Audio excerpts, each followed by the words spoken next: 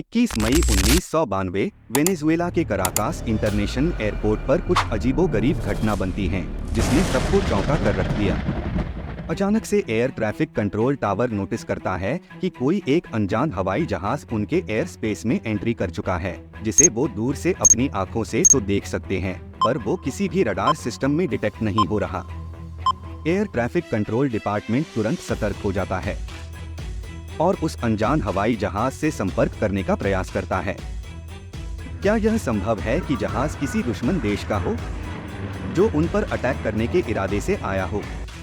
Air traffic control department की ओर से वान D लाकोर्ट उस अनजान हवाई जहाज के पायलट से उनका परिचय पूछते हैं।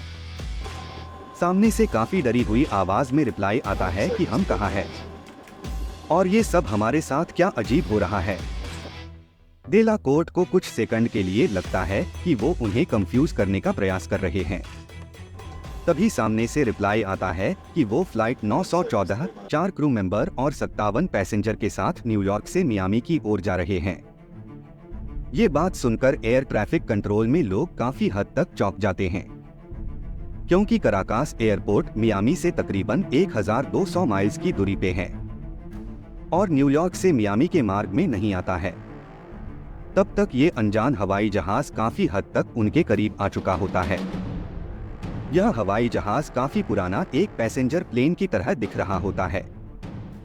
यह दिखने से भले ही अजीब लग रहा हो, पर अब उन्हें यकीन हो जाता है कि यह कोई दुश्मन देश का जहाज नहीं जो उनके ऊपर हमले के इरादे से आया है।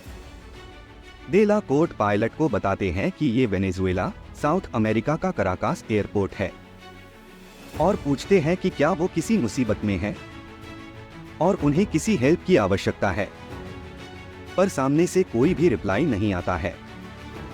डे लाकोर्ट को लगता है कि जरूर वो किसी मुसीबत में है और वो उन्हें फ्लाइट लैंड करने की परमिशन दे देते हैं। डे लाकोर्ट बस सोच ही रहे होते हैं कि सब कुछ ठीक हो, तभी उसे पायलट और को पायलट के बीच हो रही बात की आवाज सुनाई देती है।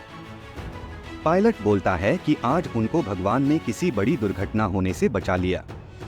तभी पायलट की नजर एयरपोर्ट पर पड़े दूसरे जेट विमान की ओर पड़ती है। वो इसे ऐसे देख रहे थे जैसे उन्होंने कोई स्पेस शटल देख लिया हो। डे लाकोर्ट पायलट को पूछते हैं कि क्या आप सभी ठीक हो।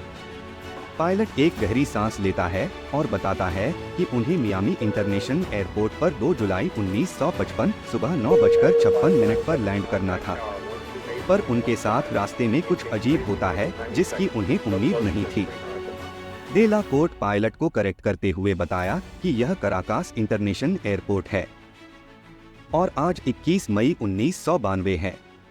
यह सुनते ही मानो पायलट के पैरों तले से जमीन खिसक जाती है।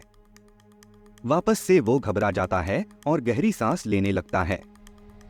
डे लाकोर्ट उन्हें शांत होने के लिए कहते हैं और बताते हैं कि ग्राउंड स्टाफ रास्ते में ही है, उन्हें घबराने की जरूरत नहीं है। पायलट अचानक से चिल्लाता है और उन्हें उनसे दूर रहने को बोलता है, पर तब तक ग्राउंड स्टाफ उस हवाई जहाज के काफी करीब पहुंच जाते हैं।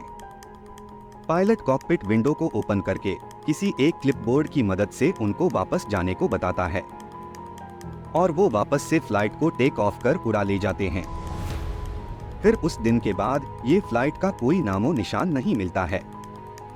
बाद में ऑफिशियल इन्वेस्टिगेशन के दौरान ग्राउंड स्टाफ बताते हैं कि उन्होंने पैसेंजर्स को देखा था। वह सब फ्लाइट की खिड़की से बाहर बड़ी क्यूरोसिटी से देख रहे थे, मानो उन्होंने पहले ऐसा नजारा कभी देखा ही न हो।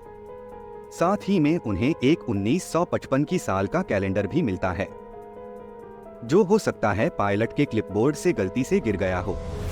एविएशन डिपार्टमेंट आगे की जांच के लिए कंट्रोल टावर के ऑडियो रिकॉर्डिंग टेप और 1955 की साल का कैलेंडर जब्त कर लेते हैं और उस दिन के बाद वो कभी ऐसी कोई घटना बनी हो इस बात की पुष्टि नहीं करते। आपको क्या लगता है कि हमसे कुछ छुपाया जा रहा है या फिर यह सिर्फ एक काल्पनिक स्टोरी मात्र है? क्या सच में फ्लाइट 914 ने 37 साल का टाइम ट्रेवल किया था, या वह किसी पैरेलल यूनिवर्स से गलती से फ्यूचर में आ गए थे?